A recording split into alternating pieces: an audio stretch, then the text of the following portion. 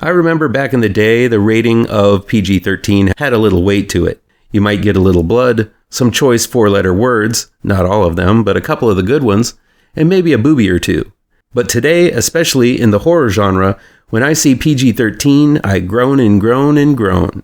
It usually means that another bland and creative-free Blumhouse turd is being shat out in theaters, but this week something a little more akin to those PG-13 flicks of old has been put out in limited theaters and soon on demand. It's called The Man in the White Van, so let's talk about it.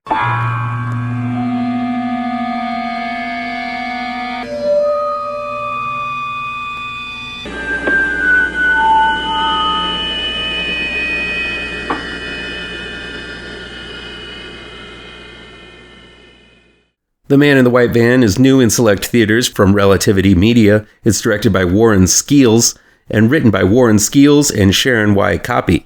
In the early 70s, a serial killer makes his way across the Florida countryside, abducting and killing women. A young and rebellious girl named Annie, played by Madison Wolfe, finds herself targeted by the creepy man in the van, though her parents and siblings refuse to believe her.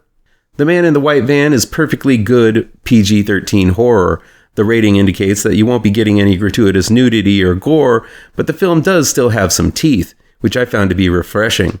Most of the time when younger teens are the stars, a horror movie tends to be pretty bland, and there's no real sense of danger. But the danger is ever present in this one. First-time director Warren Skeels really gives this film an edge, suggesting a lot of violence without showing it and offering up some strong builds of tension and suspense. There's a grungy feel to this one. Dare I say it, The Man in the White Van has a Texas Chainsaw Massacre feel to it, with its 70s aesthetic, down-home country vibe, and the grisly, dusty landscape the action takes place in. The Man in the White Van also has the benefit of having a compelling protagonist in Madison Wolfe, who was the possessed little rascal Janet in The Conjuring 2. Wolfe is likable and relatable in her role as Annie, the outcast tomboy of the family. She hates to wear dresses, yet still dreams of kissing a boy by the time she was 16. Wolfe perfectly represents the dichotomy of hanging on to the innocence of youth while developing into a young woman with all of the dreams, confusion, and anxiety that goes with it. This movie makes Annie's story just as compelling as the danger looming in the background with the van, and I was surprised how invested I was in her story. Usually, in these cases, the day-to-day life of the protagonist is the least interesting, but because the conflict between Annie and her family is done in such an interesting way, that balance is achieved. It helps that the film has more experienced actors like Sean Astin and Ali Larter in it, who play Annie's oblivious parents. I think this is a testament to both Wolfe as an actress and Skeels as a director, in that both make this somewhat cliched story of a girl growing up so watchable. It helps that Skeels peppers in various abductions throughout the narrative as we get to know Annie's domestic plight. These scenes are bloodless, but brutal and scary nevertheless. The Man in the White Van is based on actual events, and I think my main criticism is that the film bounces around in time too often, making the throughway narrative a little muddy. I was able to follow that the other abductions were earlier in the timeline, while the main story is playing out linearly, but still I could see the way the story bops around in time, confusing some other viewers. The creepy man in the van, whose face is never revealed, keeps the necklaces of his victims hanging on his rearview mirror. I think the flashbacks would have been less jarring if the creeper touched each of these necklaces and then the flashback to the abduction and the murders occurs.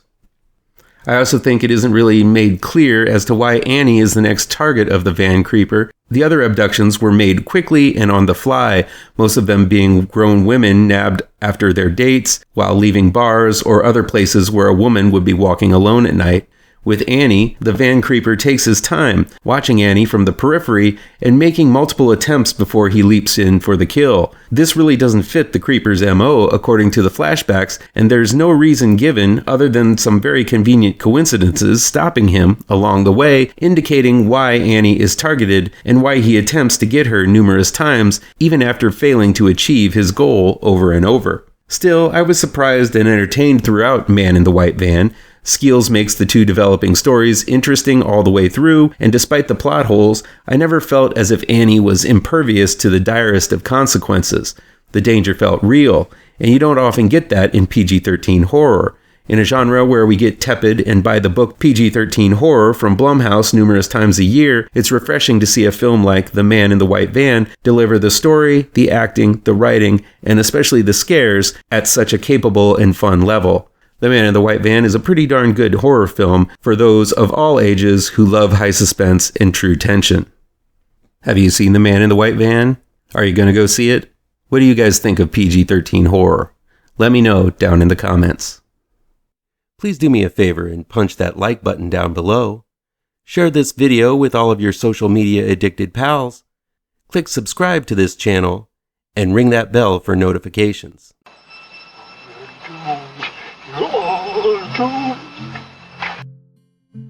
You're doomed to live the life you're meant to be. Stuck inside your reality. You're